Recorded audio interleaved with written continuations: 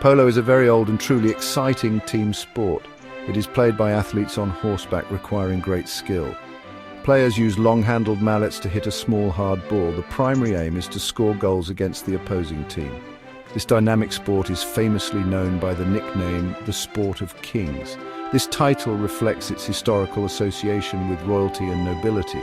It also clearly suggests the high level of prowess and dedication needed to play. It is a fast-paced, thrilling game to watch and participate in, captivating audiences worldwide with its unique blend of horsemanship and strategy.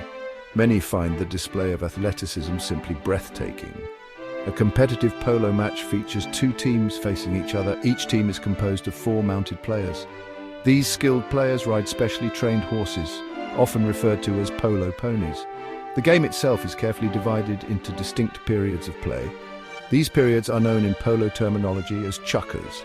Each chukka typically lasts for 7 minutes of intense action. A complete polo match usually consists of 4 to 6 such chukkas. Between these chukkas there are brief intervals. These breaks allow players to change to fresh ponies as the game is very demanding on the animals.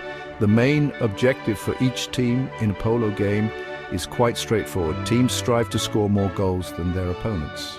Players achieve this by skillfully striking the ball with their mallets. They must accurately direct the ball through the other team's goalposts. These goalposts are situated at opposite ends of the expansive polo field. The team that successfully scores the greater number of goals by the end of the final chukka is declared the winner. This simple objective requires complex coordination, precise hitting, and effective teamwork. It often feels like watching a high-speed chess match on horseback. Polo stands out as a unique sport for several compelling reasons. It masterfully combines a diverse range of demanding skills. Players must possess exceptional equestrian abilities to control their mounts. They need to guide their ponies with precision, often at very high speeds. Furthermore, great hand-eye coordination is absolutely essential.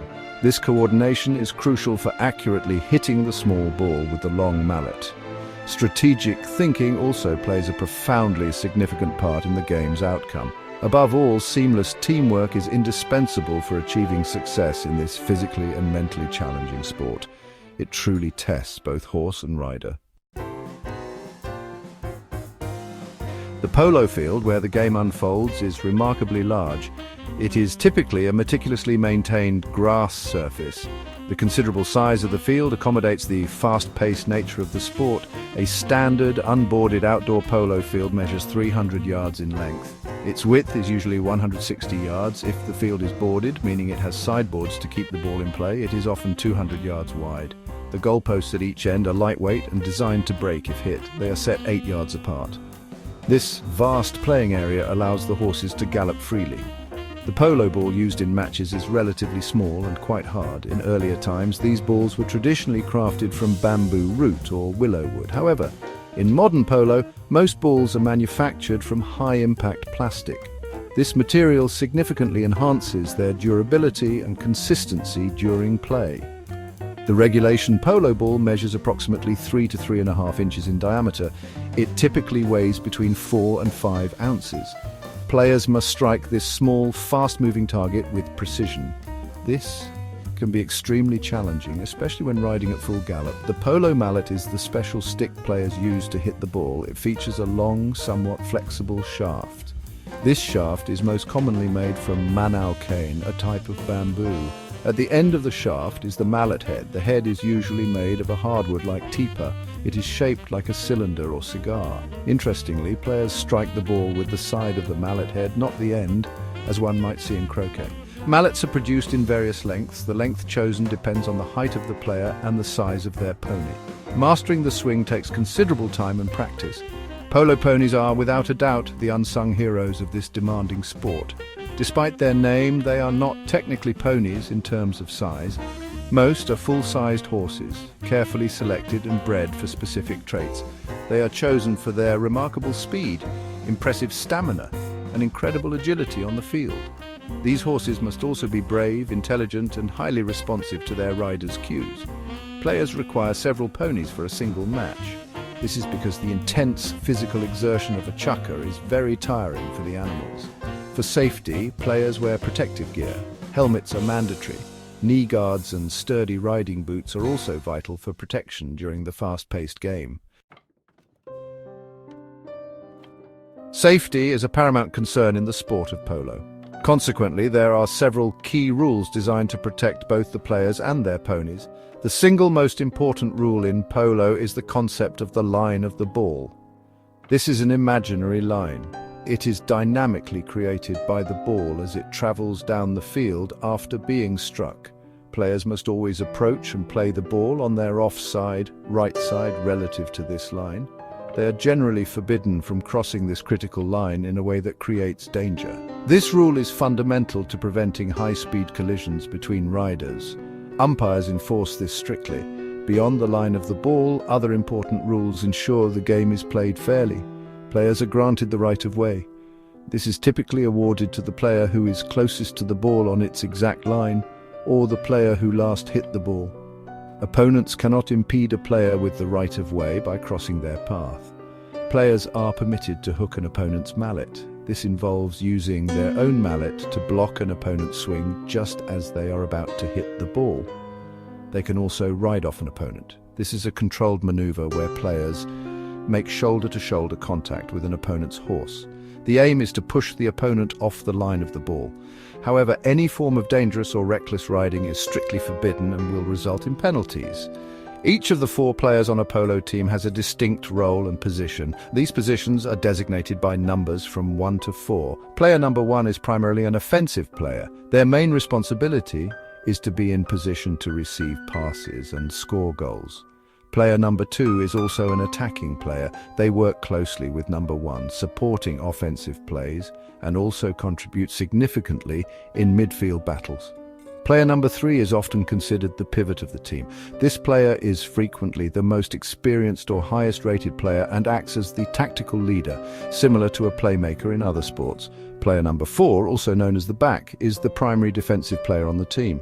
Their chief role is to defend their team's goal and to turn defensive plays into offensive opportunities. The number 3 player often initiates attacking movements from midfield. They look to pass the ball forward to the waiting numbers 1 and 2.